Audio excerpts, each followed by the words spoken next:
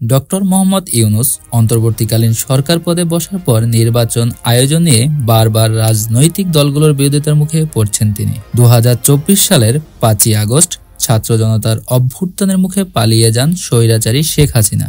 ছাত্র জনতা মিলে ডক্টর মোহাম্মদ ইউনূসকে ক্ষমতায় বসালে তিনি সকলকে জাতীয়ভাবে ঐক্যবদ্ধ থাকার কথা বারবার বলে আসছেন। কিন্তু প্রতিশ্রুত সংস্কারে বিলম্ব হয় বিভিন্ন দলের বিক্ষোভ সহ রাজনৈতিক দলগুলো মতবিরোধের মুখে পড়ছেন অন্তর্বর্তী সরকার।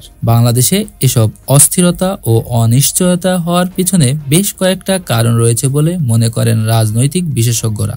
নির্বাচন, অন্তর্বর্তী সরকার ও তার উপদেষ্টা মণ্ডলী বারবার বলে আসছেন 2025-এর ডিসেম্বর থেকে আগামী জুন পর্যন্ত তারা নির্বাচন দিয়ে দিবেন, কিন্তু এখনো কোনো সুনির্দিষ্ট তারিখ দেওয়া হয়নি নির্বাচনের জন্য। কিন্তু বিএনপি চাচ্ছে ডিসেম্বরের মধ্যে নির্বাচন কাজ শেষ করবে অন্তর্বর্তী সরকার।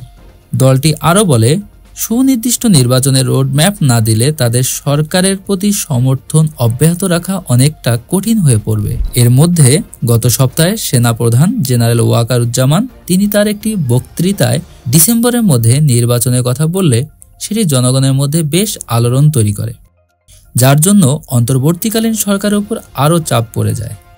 অন্যদিকে জাতীয় নাগরিক পার্টি বলছে, সরকারের যে সকল গুরুত্বপূর্ণ সংস্কার রয়েছে তা শেষ না হওয়া পর্যন্ত যেন সরকার নির্বাচন না দেয়।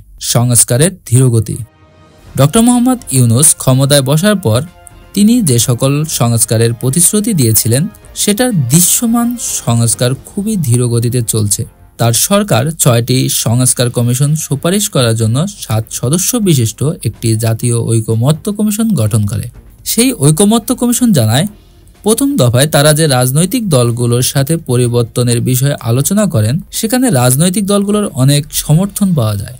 সেই পরিবর্তনের মধ্যে রয়েছে তত্ত্বাবধায়ক সরকার ব্যবস্থার পুনর্বহাল এবং বিচার বিভাগের স্বাধীনতা। কিন্তু সংসদ ব্যবস্থা, সাংবিধানিক পরিবর্তন ও বিচার বিভাগের বিকেন্দ্রীকরণ নিয়ে মতভেদ রয়েছে রাজনৈতিক দলগুলোর মধ্যে। আর এসব বিষয়ের সংস্কার নিয়ে জুনের প্রথম সপ্তাহে রাজনৈতিক দলগুলোর সাথে দ্বিতীয় দফায় বসবে বলে জানিয়েছে জাতীয় ঐকমত্য কমিশন। আইন ব্যবস্থার পরিস্থিতি, জুলাই আন্দোলনের পরে দেশের আইন ব্যবস্থা অনেকটা ভঙ্গুর হয়ে পড়েছে। গত 10 মাসে রাজনৈতিক দলগুলো সহ বিভিন্ন সরকারি কর্মকর্তা কর্মচারীদের বিক্ষোভ আন্দোলনের মুখে ব্যাহত হচ্ছে শহরের যান চলাচল ব্যবস্থা। এতে ঢাকায় থাকা সাধারণ খেটে খাওয়া মানুষের জীবনযাত্রা অনেকটা ব্যাহত হচ্ছে। এইসব অস্থিরতার জন্য সাধারণ জনগণের মনে শঙ্কা জাগছে। তাদের মনে আশঙ্কা, যদি রাজনৈতিক দলগুলোর মধ্যে এইভাবে বিভেদ চলতে থাকে তাহলে পরিস্থিতি নিয়ন্ত্রণের বাইরে চলে যেতে পারে।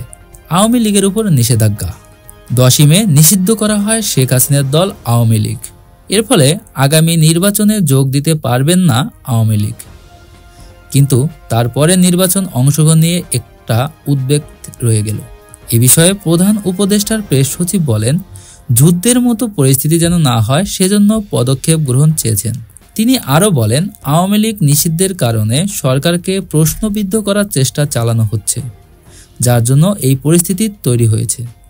মেহেদী হাসান, নিউজ ডেস্ক, সময় বেলা, ঢাকা।